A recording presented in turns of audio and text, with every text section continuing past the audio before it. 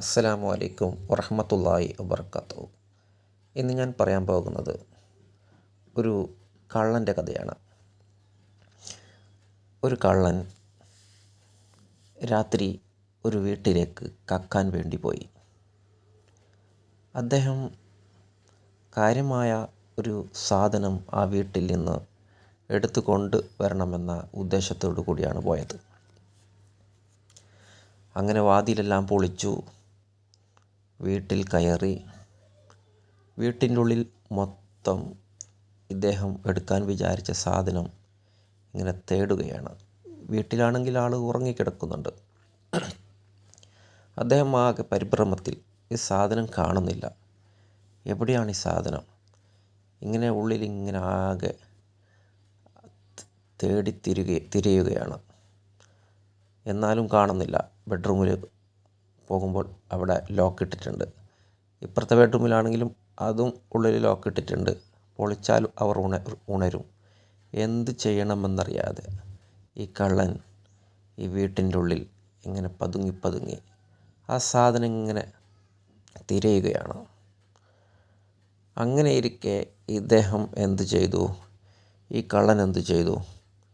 ഇദ്ദേഹത്തിൻ്റെ നഖം ഇങ്ങനെ കടിച്ച് ആ കക്കാൻ പോയ ആ വീട്ടിൽ ഇട്ടു. ഇദ്ദേഹത്തിൻ്റെ നഖം കടിച്ചിട്ടിട്ടു. പിന്നെ ഇദ്ദേഹത്തിന് ഓർമ്മയായി, അയ്യോ, നഖം വീട്ടിനുള്ളിൽ കടിച്ചിട്ടിടാൻ പാടില്ലല്ലോ. ഇതെൻ്റെ മാതാപിതാക്കൾ എനിക്ക് തന്നൊരു ഉപദേശമാണ്. അതെനിക്ക് കക്കാൻ പോയ വീട്ടിലാണെങ്കിലും ഞാൻ പഠിച്ച സ്ഥിതിക്ക് ഇതെനിക്ക് എടുത്തേ പറ്റൂ.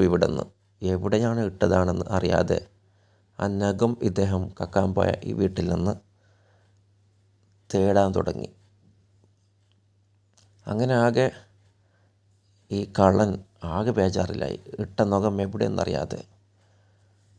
അങ്ങനെ നഖം ഇങ്ങനെ പെരുതാൻ തുടങ്ങി. കക്കാൻ വേണ്ടി മനസ്സിൽ വിചാരിച്ച സാധനം പിന്നെ ഓർമ്മയില്ല. പിന്നെ ഇദ്ദേഹത്തിൻ്റെ മനസ്സിലുള്ളത് ഈ നഖം എവിടെയാണ് ഞാൻ ഇട്ടുപോയത്.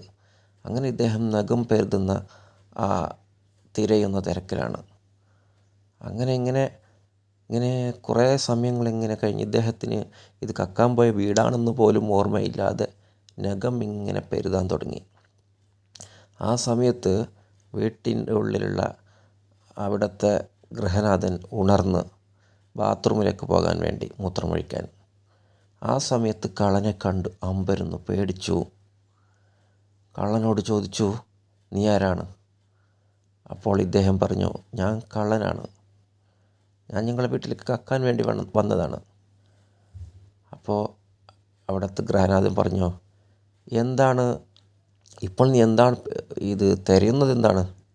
എന്താണ് നീ എടുക്കാൻ ഉദ്ദേശിച്ചത്? അപ്പോൾ പറഞ്ഞു, ഞാനൊരു സാധനം മനസ്സിൽ വിചാരിച്ച് വന്നതാണ്, ഇന്ന സാധനം എടുക്കണമെന്ന്. പക്ഷേ ഇപ്പോൾ ഞാൻ തിരയുന്നത് നിങ്ങളുടെ വീട്ടിലെ ഞാൻ വിചാരിച്ച ഒരു സാധനമൊന്നുമല്ല. പിന്നെന്താണ് നീ തിരയുന്നത്? നീ പറയ്. നിന്നെ ഒന്നും ചെയ്യില്ല, നീ പറയ്. അപ്പോൾ അദ്ദേഹം പറഞ്ഞു, ഞാൻ കക്കാൻ വന്നത് സത്യമാണ്. പക്ഷേ എൻ്റെ നഖം നിങ്ങളെ സാധനം കിട്ടാത്തതിൻ്റെ പേരിൽ ഞാൻ എടുക്കാൻ വിചാരിച്ച സാധനം എനിക്ക് കാണാത്തത് കൊണ്ട് ഞാനാകെ നട്ടം തിരിയുന്ന സമയത്ത് എൻ്റെ വിരലിൽ നിന്ന് എൻ്റെ കൈവിരലിൻ്റെ നഖം കടിച്ചിട്ട് നിങ്ങളുടെ വീട്ടിൽ ഞാൻ ഇട്ടിട്ടുണ്ട്. അത് എനിക്ക് കാണുന്നില്ല. അത് എടുത്ത് കളയണം നിങ്ങളുടെ വീട്ടിൽ നിന്ന്. അത് ദാരിദ്ര്യം വരും നിങ്ങളുടെ വീട്ടിലേക്ക്. ഞാൻ ഒരു സാധനം എടുത്ത് പോയാൽ അത് മാത്രമാണ് നിങ്ങൾക്ക് നഷ്ടം വരൂ. പക്ഷേ എൻ്റെ നഖം നിങ്ങളുടെ വീട്ടിലായിപ്പോയാൽ നിങ്ങൾ മൊത്തത്തിലാകെ ദാരിദ്ര്യം പിടിച്ചു പോകും. അതെന്നെ കൊണ്ട് സമ്മതിക്കുന്നില്ല എൻ്റെ മനസ്സ്. കാരണം എൻ്റെ മാതാപിതാക്കൾ എനിക്ക് പഠിപ്പിച്ച് തന്ന ഒരു കാര്യമാണ്, നഖം വീട്ടിൻ്റെ ഉള്ളിലിടാൻ പാടില്ല എന്ന്. അങ്ങനെ ഞാൻ കള്ളനാണെങ്കിലും എനിക്ക് ഈ ഒരു കാര്യത്തിൽ വലിയൊരു സൂക്ഷ്മതയാണ്. ഞാൻ എന്ത് ചെയ്തു? എൻ്റെ നഖം ഞാൻ ഇട്ട സ്ഥലം എനിക്ക് ഓർമ്മയില്ല. അപ്പോൾ ഈ വീട്ടിൻ്റെ ഈ ഗൃഹനാഥൻ പറഞ്ഞു, നീ നല്ലൊരു കള്ളനാണ്, നല്ലൊരു വ്യക്തിയാണ്, നല്ലൊരു സത്യസന്ധതയുള്ളൊരു കള്ളനാണ്. നീ ഇന്നു മുതൽ കക്കുന്ന ഒരു പരിപാടി നിർത്തണം. നീ എന്താണ് ഈ വീട്ടിൽ നിന്ന് എടുക്കാൻ ഉദ്ദേശിച്ചത്? ആ സാധനം നീ പറഞ്ഞാൽ ഞാൻ എടുത്തു തരാം. നീ കൊണ്ടുപോയിക്കോ, പ്രശ്നമില്ല. പക്ഷേ ഇന്നു മുതൽ നീ നന്നാവണം. അങ്ങനെ കള്ളൻ പറഞ്ഞു, ഇന്ന സംഭവമാണ് ഞാൻ എടുക്കാൻ വിചാരിച്ചത്. പക്ഷേ കള്ളൻ പറഞ്ഞു, സാരമില്ല, എനിക്ക് വേണ്ട. നിങ്ങളെന്നെ വെറുതെ വിട്ടല്ലോ. അതും പോലെ അഗ്രഹനാഥൻ പറഞ്ഞു, നീയും ഒരു സത്യസന്ധനായിട്ടാണ് ഞാൻ കാണുന്നത്. കാരണം ഇന്നു മുതൽ ഈ ഒരു കാര്യത്തിൽ നീ നിർത്തും, ഞാൻ കക്കുന്നത് നിർത്തുമെന്ന് നീ പറഞ്ഞല്ലോ.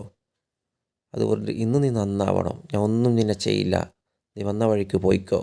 നഖം സാരമില്ല, ഞങ്ങൾ അടിച്ച് വൃത്തിയാക്കി എടുത്തോളാം എവിടെ ആയാലും. ഈ സത്യസന്ധത എനിക്കും, ഈ ഒരു ഗൗരവം എനിക്കും മനസ്സിലായി. നഖം വീട്ടിൻ്റെ ഉള്ളിൽ ഇട്ട് കഴിഞ്ഞാലോ ഇത്രയും ദാരിദ്ര്യം വരുമെന്ന കാര്യം എനിക്കും അറിയില്ലായിരുന്നു. ഞാനും അത് പഠിച്ചു. അപ്പോൾ കള്ളനിൽ നിന്നും ഒരു വലിയൊരു അറിവ് ഇദ്ദേഹത്തിന് കിട്ടി. അപ്പം നമ്മൾ ഈ കഥയിലൂടെ മനസ്സിലാക്കേണ്ടത് എന്താണ്? എത്രയോ ആളുകൾ നഖം വീട്ടിൻ്റെ ഉള്ളിൽ മുറിച്ചിടുന്ന ആളുണ്ട്. വീട്ടിൻ്റെ സീറ്റൗട്ടിലാണെങ്കിലും നഖം മുറിച്ചിട്ടിടുന്നത്, അത് എവിടേക്കോ അത് നഖത്തിൻ്റെ കഷ്ണങ്ങൾ തെറിച്ച് വീഴുന്നു. കുറേ ആളുകൾ വീട്ടിൻ്റെ ഉള്ളിൽ നിന്ന് മുറിക്കുന്ന ആളുണ്ട്. പക്ഷെ അത് തെറിക്കൊന്നും ചെയ്യില്ല. അത് ഞങ്ങൾ കടലാസിൽ മുറിച്ചിട്ട് അത് പുറന്തള്ളുന്ന പറയും. പക്ഷെ എന്നാലും അതിൻ്റെ ഒരു കഷ്ണം വീട്ടിൻ്റെ ഉള്ളിൽ തെറിച്ച് വീഴാൻ സാധ്യതയുണ്ട്. അതുകൊണ്ട് വീട്ടിൻ്റെ മുറ്റത്ത് നിന്ന് അത് നമ്മൾ മുറിച്ചതിന് ശേഷം ആ നഖം കുഴിച്ച് മൂടലാണ് വേണ്ടത്. അതാണ് സുന്നത്ത്. മുറിക്കേണ്ട രീതി, മുറിക്കേണ്ട ഏത് ഭാഗത്തിൽ നിന്ന്, വിരലിൽ നിന്ന് മുറിക്കണമെന്ന് അത് വേറെ കഥയുണ്ട്. ഏത് രീതിയിലാണ് മുറിക്കേണ്ടതെന്ന് അതല്ല വിഷയം. നഖം വീട്ടിൻ്റെ ഉള്ളിൽ മുറിച്ചിടാൻ പാടില്ല. വീട്ടിൻ്റെ ഉള്ളിൽ ഒരു കഷ്ണം പോലും വീഴാൻ പാടില്ല. വീട്ടുമുറ്റത്താണെങ്കിലും നമ്മൾ മറ്റുള്ളവർ നഖം കടക്കുന്ന രീതിയിൽ നമ്മൾ മുറിച്ചിട്ടിടാൻ പാടില്ല. അതിൽ ഒരുപാട് ദോഷങ്ങളുണ്ട്. മറ്റുള്ളവർക്ക് കാല് കടച്ചിൽ വരാനുള്ള ചാൻസ് ഉണ്ട്. അപ്പോൾ അങ്ങനെയുള്ള ഒരുപാട് പ്രശ്നങ്ങളുണ്ട്. അപ്പോൾ അതുകൊണ്ട് ദാരിദ്ര്യത്തിൽ നിന്നും മോചനം വേണമെങ്കിൽ നിങ്ങൾ വീട്ടിൻ്റെ ഉള്ളിൽ ഒരു കഷ്ണം നഖം പോലും ഇടാൻ പാടില്ല. ഇത് സൂക്ഷിക്കാൻ വേണ്ടിയാണ് ഞാനിങ്ങനെ വലിയൊരു ചരിത്രം നിങ്ങളുടെ മുമ്പിൽ അവതരിപ്പിച്ചത്. അപ്പോൾ അതുകൊണ്ട് ഈ ഒരു ഗൗരവം എല്ലാവരും മനസ്സിലാക്കി ഇനിയുള്ള ജീവിതത്തിൽ നിങ്ങൾ നഖം മുറിക്കുന്നുവെങ്കിൽ മുറ്റത്ത് നിന്ന് മുറിച്ച് ആ നഖം കുഴിച്ച് മൂടുകയാണ് വേണ്ടത്.